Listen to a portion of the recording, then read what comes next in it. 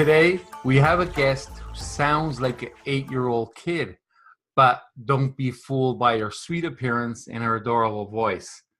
She's feisty, fearless, a-house, author, and coach who's helped hundreds of business owners scale. She's actually even an amateur boxer. With us today, we have Nadia Finer. Hello, hey, thank you for having me. Thanks for being here. What an intro. Oh, Oh, God. thank you so much, Nadia. Well, That's okay. I heard several interviews with you, and I saw some videos. And actually, recently I saw you were on the BBC, BBC.com. That was incredible, and I've read all of that. That's pretty fantastic. So why don't you start by telling us who you are and tell us your story? Okay, sure. So I'm a business coach and I live in the UK. And like you said, I specialize in helping entrepreneurs to go big in their business. And particularly I work with people who feel little. So whether that's because they're shy or they've got doubts about their abilities or they feel like imposter syndrome or something like that. Also people who feel like their business is just too small and they want to make more money and help more people and have a bigger impact. So that's kind of my work. That's what I do. But I'm really on a mission to help people to go bigger, to unleash the bigness in their business. And the reason I'm so passionate about this is because all my life I've struggled with my own doubts and insecurities. And I know what it's like to play small and hold yourself back. And I feel like it's taken me a long time and it's ongoing work, but I've got there, and I feel like it's really important for business owners to not hold themselves back. It's such a shame when I see people do this and see people kind of playing so small and not making the kind of impact or the kind of money that they deserve. So yeah, that's kind of why I do what I do. But my story, like you alluded to, it's a bit of a weird story, but essentially it started me wearing some headphones like this, like the ones I'm wearing now, in a language laboratory at school. I was about 15, and we were doing French, and living in England, we all learn French here, and I love French, I really do. I have a terrible accent. It's very English, but anyway. We had to talk about a film we'd seen, and you were wearing the headphones, and then you hit record, and then you listen back to your voice. And this was a new language laboratory in our school. And so I put the headphones on, did the recording, hit play to listen back to the recording, and I got this big shock because I heard a voice saying what I had said, but I was pretty sure it wasn't me because it sounded like a really small kid. And I was like, what's going on? Like, who's that? Why are they saying what I just said? And then I am quite smart, but it took me a while to realise that it was actually me. And I was like, what the hell? Why do I sound like that? Oh my God, nobody's ever told me I sound like that. And, I realised, when you have like a conversation with yourself in your head, and I thought, my God, I sound like I'm 8 years old. No one's ever told me I'm a complete freak. And therefore I shall, from this day forth, I shall, never speak publicly again. Like, that seemed like a good idea. And so, yeah, I just, in that moment, everything kind of shrunk around me, and I decided I wouldn't phone people I don't know. I would never go on the stage or give a talk or be in a video or anything like that where people might hear me, but without knowing me first, if you know what I mean. And So through school and university, it really held me back. And then professionally too, although my career was going fine, people would say stuff to me. Like, it's amazing to me that people make comments, but they do. Even now they do. Like, when people ring my house, they ask to speak to my mum, which is weird because I don't live with my mum. Like, I'm 40 years old, and I am a mum, so that's even weirder. But yeah, like, it's held me back confidence-wise. I've always had like this kind of insecurity about it, and it's been awkward. But then as an entrepreneur, I quit the corporate world. I was a consultant for a few years at an innovation company. That was my last job. I used to help companies have ideas, which was a really cool job. But when I stopped that and I went off and wrote a book and started my own business, I realised that visibility is key. And it's really important when you run a business to present yourself and to be seen by people so that they can form a relationship with you. However, I did not do that. I hid behind my brands. I would barely even have a photo of me anywhere. I could write, I'm a fairly decent writer, so I'd write, but you wouldn't see a photo of me, or let alone a video. And it was hot, it was kind of difficult, particularly as social media, that was a number of years ago, but gradually the importance of visibility, it's grown and grown. You need to be out there and in front of people, and when you're hiding, that's really hard. So I continued to hide, and then eventually I did the ultimate silly thing where I actually hired someone. I was running a PR service and it was going really well, and I wanted to scale the business, and I thought, what I need now, rather than me owning the fact that I've created this awesome business, what I'll do is I'll bring somebody in who's bigger and louder than me, and I can just hide in the background. So I did that, which was not a smart move at all, because our approach to business didn't match, and she was a bully, and it ended up going really wrong. We had this argument where she said to me over the phone, you're playing small, she said, you're holding us back, and you don't deserve to get paid the same as me, she said. Oh. Rude. In your own company? Yeah, my own company. And I was like, right, this has got to stop now. So I said, I got really angry, frankly.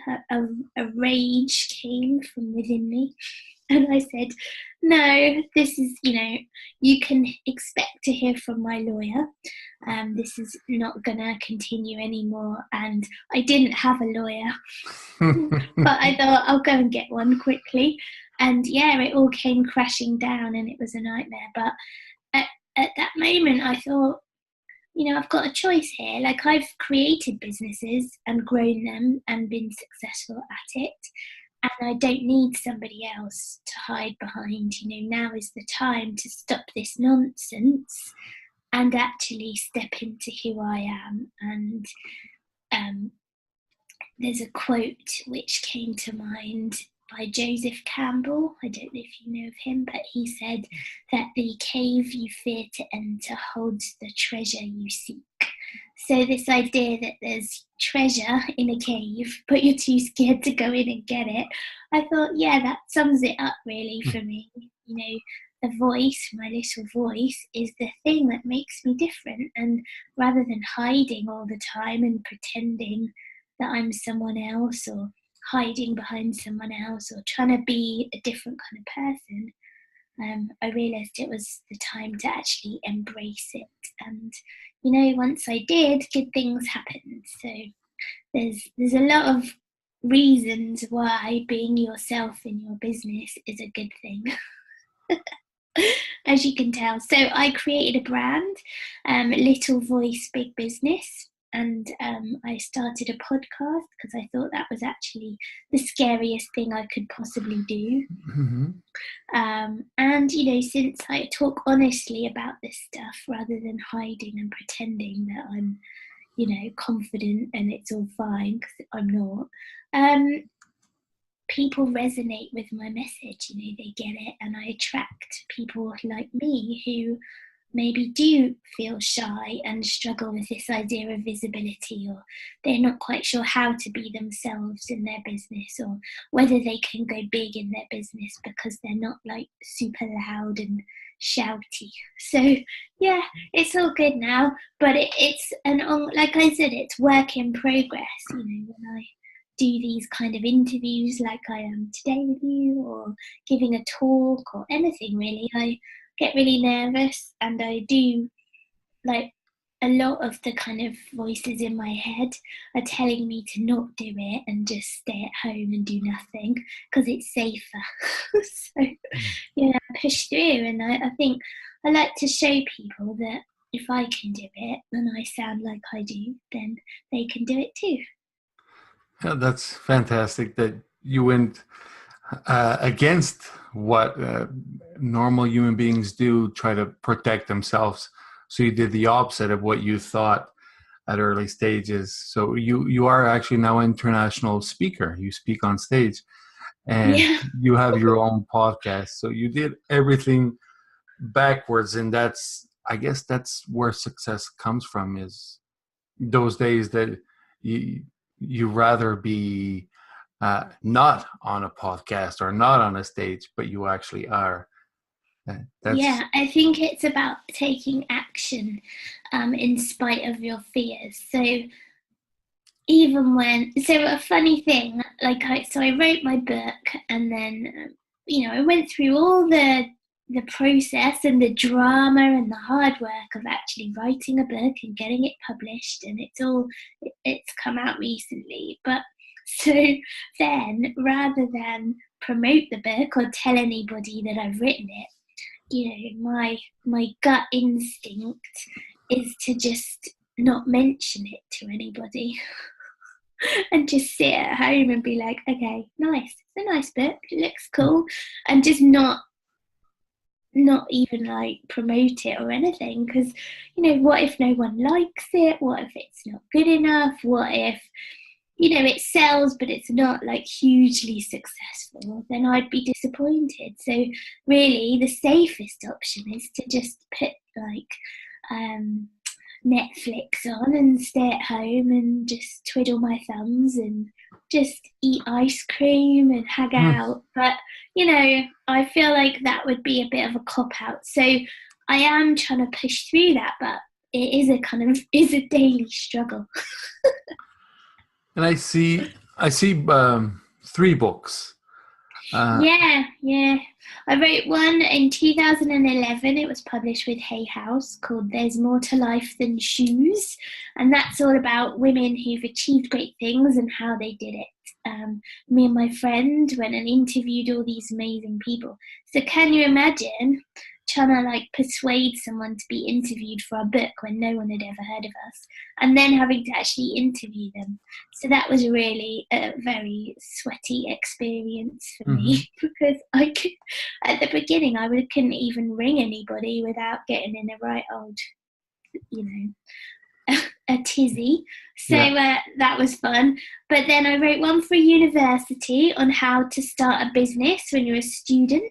And then this one's my third one, which is published by Morgan James in America. So it's very cool. And it's called Little Me, Big Business. And I'll show you because I have it here, just handy next to me. Look, it's pink. Woo! Little Me, Big Business. So yeah, it's pretty exciting. But 3 books. So now I can actually say I'm a writer, I suppose. Yeah, an author. Yeah. So I'll put a link to them on the show notes. Okay, cool. And I actually saw very good reviews. There's no bad reviews whatsoever. So everything is good. And I I've seen reviews on the internet of you, and I see it seems like women all over the world love you. Is that your niche? Is the female entrepreneurs? Yeah, I guess so. I mean, it wasn't on purpose. It just seems to be. I do work with guys as well, but it just seems that I attract a lot of women. I think because um, I talk about things which are quite common for us girls around confidence and bravery and shyness and stuff like that. I'm sure guys feel it too, but for some reason, my people just seem to be girls. I don't know. But I'm not going to like discriminate against Mhm. anybody, but I think you just kind of, you are you and your people find you. Yeah, I really like the idea that we can all go bigger in our business, and there's no reason why anybody in this day and age should be working really, really hard and not making any money, to the Mhm. point where they can't continue their business. I just feel like that's so sad when that happens. And I know so many ways that people can structure and build their business differently, build it for bigness, rather than getting 3 or 4 years down the line and going, oh no, what a mess. Like, it's much easier to sort it out, early on and build it to scale. If you do that, then there's no limit on what you can achieve. And I feel like it's super cool that we can do that now from our home. I mean, can work with people all over the world and just be in your house. It's so cool. Yeah, you still be doing your business with your pajamas, Yeah, that's right? right. I know. Which yeah, normally I do too, and think Yeah. because we were gonna do the video, I took them off today. Yeah, but the thing is, you see, you kind of have on your top half, you can wear normal clothes, and then on the bottom half, you can wear pajamas and slippers, and the dog can be warming your feet, and Exactly. it's just really kind of cozy and nice. I love that. You don't have, because I think when I ran the PR business with my business partner, she was really keen for us to be huge. She wanted us to have a fancy office, to have offices around the world, to have huge team of employees, investors, all this nonsense. And I just felt like you don't need all that to be global, to be big. Like, I like the idea of a little big business where it is just you and you bring people in as you need them to do work for you. You automate, you outsource particular things. You just work in a really smart way, and that way you can keep it kind of low stress. Yeah. I like low stress. I don't really want to be rushing around. And we were talking earlier, weren't we, before we went on air, about kids. And I like to do the school run. Today I walked the dog with my son to school, and it's just really nice to be able to do that rather than having to rush everywhere and feel like under so much pressure all the time. Whereas now it's kind of cool. I'm like, la la la, I'll go to the gym, I'll do this, I'll do that. Yeah, I'll speak to my client in Australia. Yeah, I'll do that. Yeah, I'll go and be on a podcast in America. Cool, I'll do that too. And then make the dinner, just watch a bit of telly. It's all quite relaxed. Yeah, I actually did that today too. This is the second interview today. And before the first interview, I went and I dropped my daughter at the bus stop. And then before this interview, I went there and picked her up. So Yeah, see, it's nice, isn't it? And I yeah, think, but being able to work in that way, you can still scale and have a big impact on the world. I don't like the idea that just because I have a child and I work from home and I don't work full time. I work a few hours a day. I don't want that to limit what I can achieve. I feel like it's amazingly smart that we can still impact thousands of people's lives all around the world and still be in our pajamas. exactly. So you earlier you mentioned the self doubts, and when somebody has self doubts, normally it's easy to do. You sabotage yourself, or you almost fail on purpose just because it's easier. Yeah. How can one avoid that?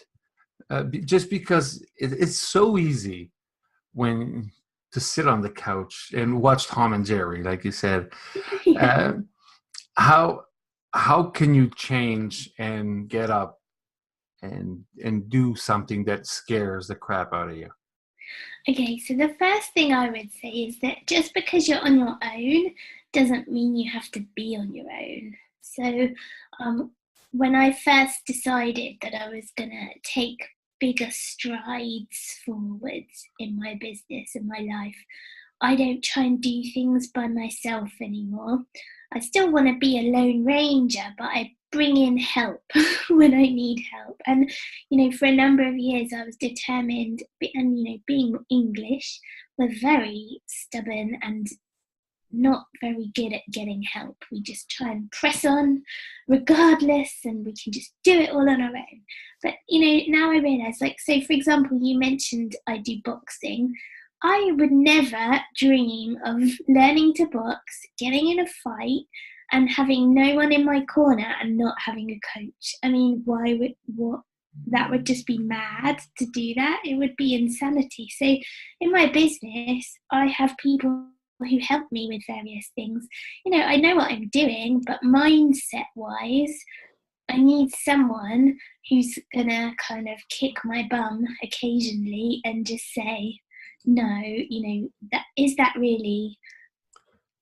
really what's going on, or are you kidding yourself? Because I'm pretty self-aware. I've learned to be aware of things like procrastination. Like I said, things like when I'm making decisions that keep me small or I'm hiding. I know I'm doing it and I can pull myself out of it now, but it's much easier when you have somebody to hold you to account and to question your decisions a little bit. So I do think getting some help is a good thing. I think I've started to have, and I recommend this to my clients. It's a bit weird, but you do need to have more of a conversation with yourself. So, for example, when you're procrastinating, so for me, procrastination is a bit like TV, hiding at home, and maybe just things like eating. Like, I don't know, like, because I'm in the house, seem to spend time looking in the fridge. Like, why do I do that? I'm not even hungry. I'm just like, la la la. Oh, look, just staring at what's in the fridge. It's crazy. So I recognise the patterns. So I think it's important to start recognising what you do and why you're doing it. So the other thing I do is I start shopping online, and I don't buy anything necessarily, but I'm like looking at like something pointless, like, oh, I wonder if this website has the perfect pencil skirt. Oh, And I'll just go and like look at loads of skirts. Why? I don't even need one. Like, what am I doing? So now I notice that's what I'm doing. And I'm like, right, what is happening? What am I actually avoiding doing? And you can have this kind of chat with yourself where you try and, talk yourself back into doing the thing that you need to do. The other thing I would say is that I try not to think about confidence. Instead, I think about bravery and how, because I feel like people are either confident or they're not. Like, you're either, oh, she's such a confident person, and I don't feel particularly confident, but I can be brave, I can practice being brave, and I can do brave things. So, step by step and bit by bit, you can do a tiny thing that's brave for you. So I think taking the pressure off yourself to be confident all the time and just maybe doing something that's a little bit brave. So for example, making a video, like if you've never done one before, just do one. You don't even have to show it to anybody, just record it. Like, at least just do it and show it to yourself. And then maybe after you've done that, you might feel like, well, actually, I could do a live stream and maybe I just won't watch it afterwards, but at least I could do it, you know. And it's just like a tiny little thing each time, one thing after another, and it sort of leads to the next thing. And you know, soon enough, if you continue to take action and do brave things, even tiny brave things, I feel like it builds. And suddenly you are brave, but you didn't even really need to, you didn't notice it happening. It was just a kind of gradual thing. Yeah. And then people around you may not notice those brave things because a brave thing to you may be completely normal to them. Yeah, but who cares what anybody thinks anyway? I think I don't even pay attention too much. Like a weird thing I had to do, I was having a little party for my book launch and I gave a talk and it was so awkward because my husband was there, my son was there and some friends were there and I'd never talked about the voice thing to them. Like even though it's in my book, I'm fairly sure you know, that's sort of different to actually saying it in front of people. Oh my goodness, you know, we were drinking and we were eating all the potato chips, as you call them, cheese balls, they're my favourite. And and it was definitely time for me to say something, like it was getting to the point in the evening where I just had, like, if I didn't say something, it would just be the weirdest book launch ever where there was no purpose or no kind of focus. So I was like, right, I've got to do this. And I was having this kind of conversation with myself. And, you know, I'm really glad I did it in the end. And everyone was really impressed that I'd done it. But, oh my goodness, it was scary to actually kind of say those things in front of people. But I feel like people ultimately want you to succeed, otherwise they are not your friends. So sometimes we worry a lot about what people are going to say or think. And really, if they don't think positive things or if they're not inspired by you and they're not supportive, then you shouldn't really be hanging out with them anyway. And you definitely shouldn't be married to them if you are. Yeah, I really like that because if they're not thinking positive for you, it doesn't matter what they think anyway. Yeah, exactly. I mean, criticism, obviously, like, is fine for if you invite criticism or you ask people what they think and they give you like kind of constructive feedback. But if people know that you're worried about something and you push through and you do it, then they should all be pretty encouraging. So you'll feel better when you've done it. Just, I think, one little thing at a time.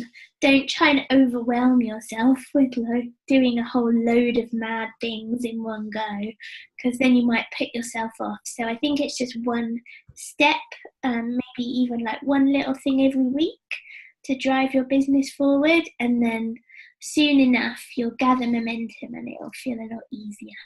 Yeah, and it's also nice to have, like you said, criticism that is constructive criticism. And I have in one of my business, I have a partner who every single answer he will give you will be pure honesty. And so I really like that. And I love him. And everything that I ask him, he will tell me the truth. He doesn't tell me what I want to hear. Mm-hmm. And sometimes he told me stuff that like, oh man, I kind of felt that was the, you know, but after somebody tells you like, okay, I got to change this. And I changed a few things. And when I launched the Fail Fast podcast, and I asked him to hear it, and he told me certain things. And like, oh, you know what? I was thinking that as I was doing it, but so we need to hear that, and we have to be able to know how to take that criticism if it's positive. For sure. And but I think that raises an interesting point as well, that, you know, you're not on your own. So when you're setting up a podcast or creating a video channel or some kind of business venture, if you're by yourself, it's really easy to become so absorbed in what you're doing that you can't really see anymore what's going on. And that's when you see people who are kind of looping round in circles, unable to make decisions because they're so embedded in what's happening. And I think having people around you that when you need it, they give you a fresh perspective and they give you advice. I think that's really important. And I often reference the fact that, I used to be a consultant. So big companies pay a lot of money to bring fresh eyes in on a problem. They hire people to come and solve stuff for them because they recognize that actually when you're employed somewhere and working on it day after day after day, it's hard to see what's really required. And I think, and yet when we're on our own running our own business, we're like, no, I can't possibly do that. I don't need anyone's opinion or any feedback. And often people are even scared of going to ask their potential customers what they need and what they want because they're so kind of convinced that they know it already. And I worry when I hear that because I think, you need to be open to hearing what's the truth rather than your perceived truth. So now I was just thinking of one of the reviews that I've seen somebody give you or of you mentioned that the lady said, Nadia is the one that gave me permission to have balls. What is that all about? Okay, so one of the things I talk about is bravery, and I say, because I'm all about going big, so I help people unleash their big personality to create big packages that keep their customers and their clients coming back over and over again, and then and I help them create big profit in their business. So we do sensible stuff like looking at their pricing and things like that. But then also one of the things that I get people to do is have balls and be brave in their business. And by that I'm talking about being brave enough to be visible, being brave enough to take a risk every now and again, to try new things. One thing I see happening, hang on 1 second, I'm just going to cough. One of the things I see happening is that people forget that as entrepreneurs, we're about innovation, and innovation is about being brave enough to try new stuff and solve problems that nobody else has solved and do things in a new way. Often we're so obsessed with doing what someone else has done and trying to kind of emulate them, or taking a blueprint for success or a formulae and copying it. And we forget that actually being an entrepreneur there's an element of innovation in there and risk and being a bit of a rebel. And I feel like sometimes we've lost that. So that's one of the things I try to encourage. And the other thing I want people to do is be brave enough to be themselves in their business. So for me, when I started to be myself, when I faced up to the thing that scared me, the thing that I was hiding from, ultimately, my little voice, good things happened.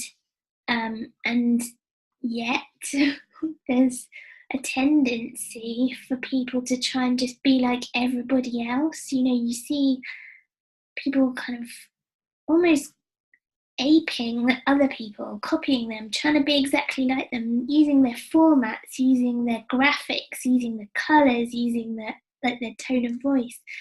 And it's just so fake. And I'd really like more people to have the balls to embrace who they actually are and face up to the things that make them unique, because then the world would be a much more interesting place, don't you think, if everybody was creating really interesting, authentic businesses.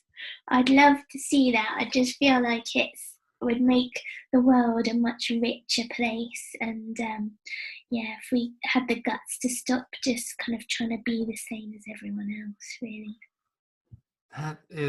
That's such a great point, and I have mixed feelings about part of it, because part of me, as an entrepreneur, I want to create something that doesn't exist, something that can be, I'll be remembered for creating that, like Uber when it came out, Yeah. and that kind of stuff. And those ideas become what Silicon Valley calls the unicorns, that they become the billion-dollar companies just like that.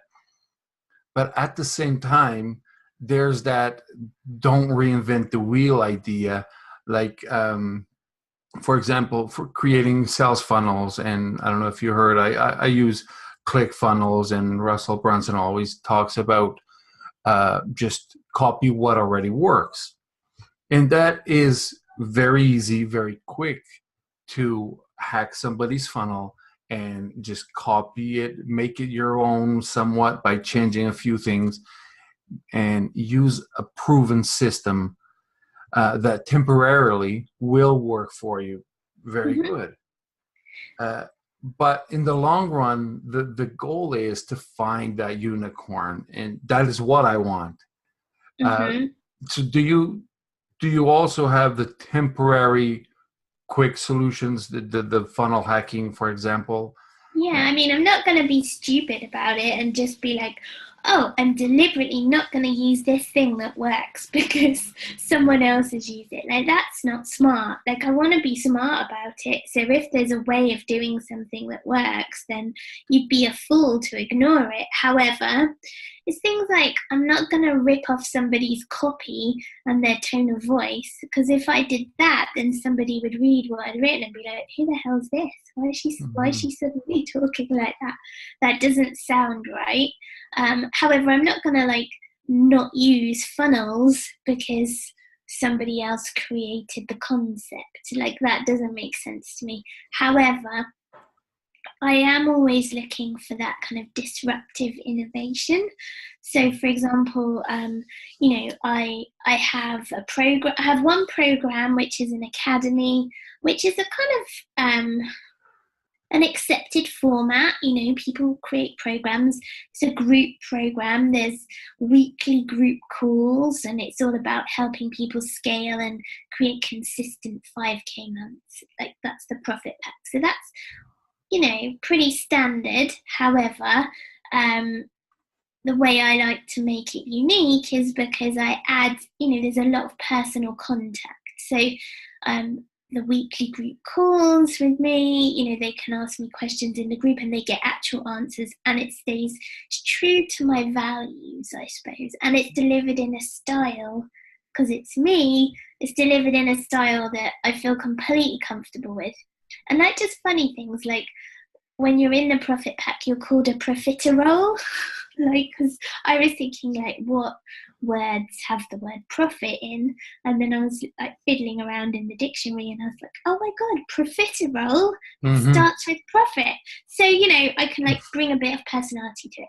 So that's kind of a little bit of innovation, but not much. However, it gets results. So it would be crazy to kind of disrupt the whole thing and go, well, I'm not going to use that because someone else has a group program, because I know that it works. However, I have, then I'm looking to create new things, like innovative things. So I also have a coaching helpline, which nobody else is doing. Like, nobody else has this kind of product. I'm not sure why, but Coachika, that's what it's called. And the idea behind Coachika is that you can message and ask a question when you get stuck. So if you're like, oh, what should I charge? I need to review my pricing, or can you help me look at my sales page, etc., I can help. And the idea behind it is, because I'm disruptive, I can't help it, is I think that business coaching should be available and affordable for everyone who needs it, rather than it being, fairly high priced. So I created something that broke some of the rules around how people tend to work. I disrupted the status quo by creating something a little bit revolutionary that changes things up. So, you don't have to chuck all your innovation into one thing. You can have something that's a bit standard that people are used to seeing, they're used to the academy kind of format, and then you can have something else which is, potentially bigger and a little bit out there that maybe people are not used to. And do you want to have these disruptive ideas? And like I said, it's kind of my dream too, is to have one of those.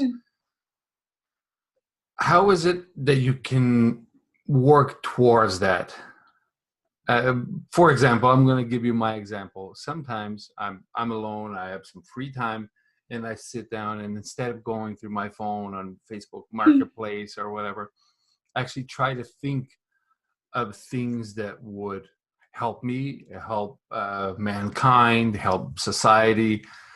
And, I always think of, there's things that come up, ideas that already exist. Yeah, okay, so you're kind of the idea, so the process of having ideas. Well, I think because I was trained in idea generation, it's in me. So I know different techniques, but it's also just something that comes naturally to me where things come up. So if you're someone who wants to have more ideas, so I kind of meet different types of people. So there's the people who have too many ideas, and they're like, oh my God, I have all these ideas.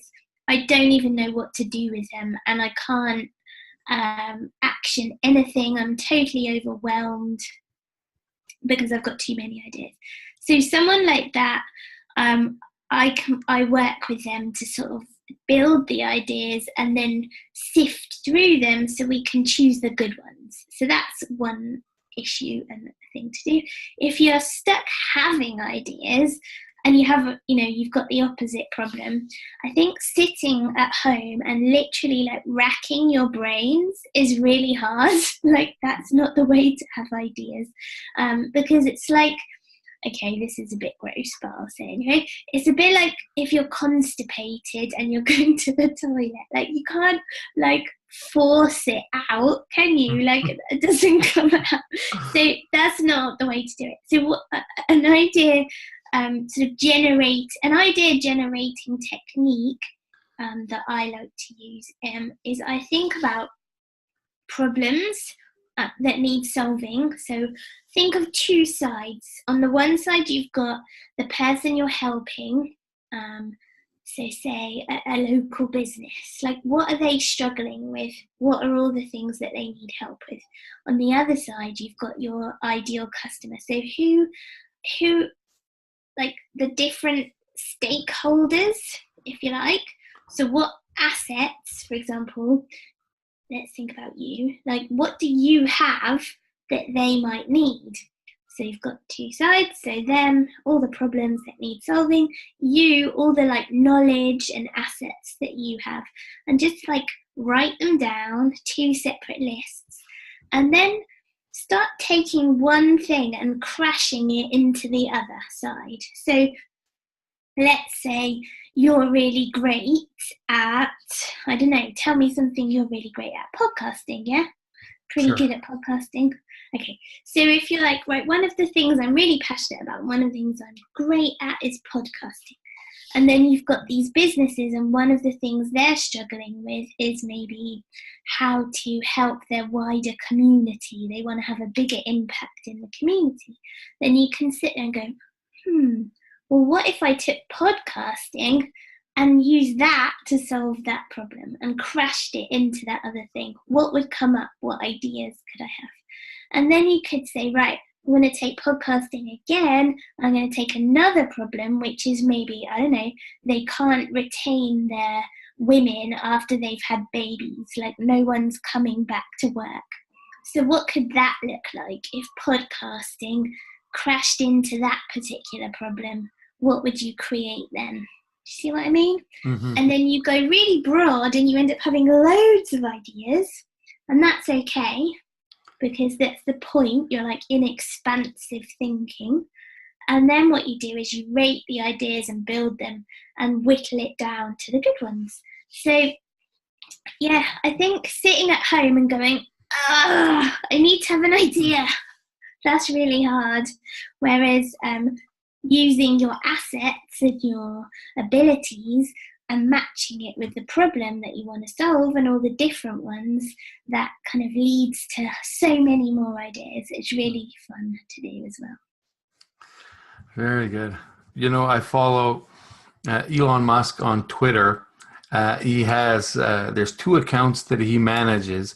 Is this Elon Musk account and then the board Elon Musk. Oh, God. And the board Elon Musk is so fantastic and it's incredible. It's ideas, product ideas, businesses ideas. Every day he comes up with something and he tweets it. He doesn't launch them. Like some of them he did, like the flamethrower and all that stuff. But every day he comes up with ideas that I see them and how can that even come out of someone's head? How is that? And it is incredible.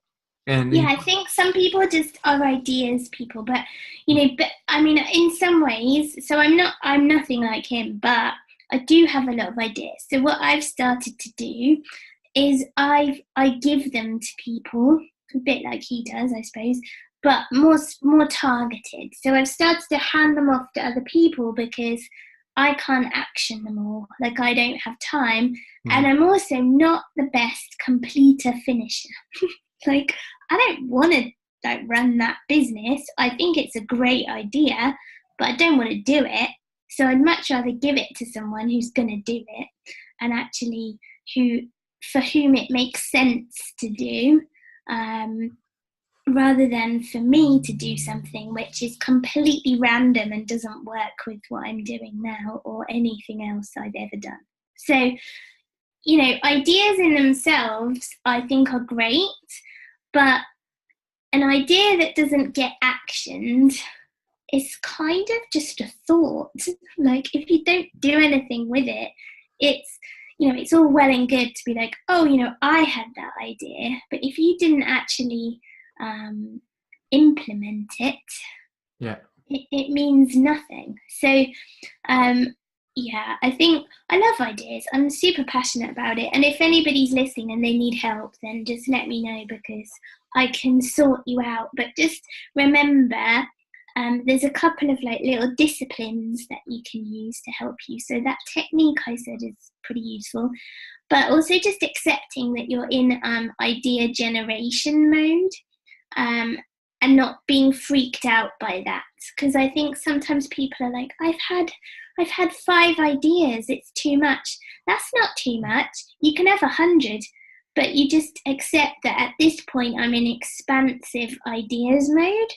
And then after that comes the building and the sifting and the rating of the ideas. If you never do that, you're going to drive yourself nuts. The other thing you can do is if you have ideas at a random time when you're not in the mood to deal with it, just keep it somewhere safe, like have a notebook or use Evernote or something like that. Evernote. Or just a box, put it in a box, and just because if you keep that idea lurking in your brain, and you're kind of half holding on to it because you don't want to forget it, the problem with that is you can't think clearly and it kind of clouds everything else that you do because it's trying to come out. Whereas if you put it somewhere, it's like a little creature.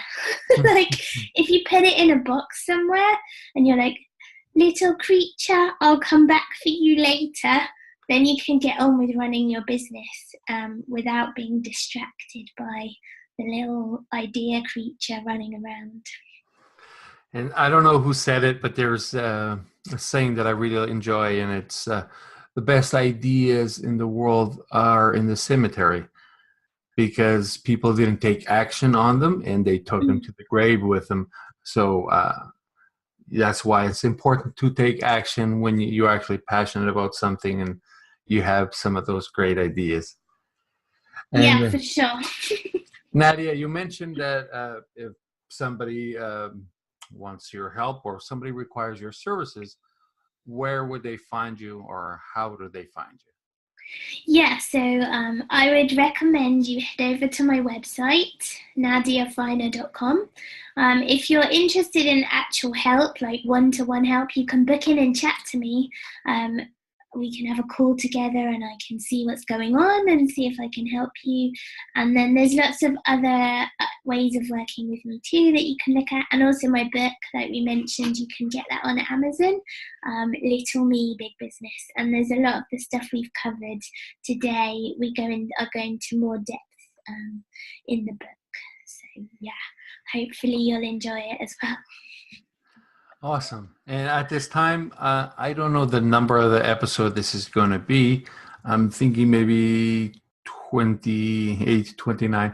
Either way, if you're listening to this right now, you can go to the show notes at the failfastpodcast.com and you'll have all the links to Nadia and Nadia's books on the show notes.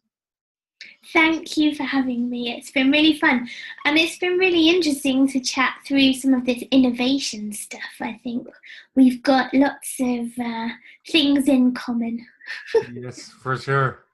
Nadia, thanks for coming. And I really appreciate all the nuggets that you gave to our audience. And you're welcome. Thanks for having me. Thank you and all the best. Thank you. Bye. Bye.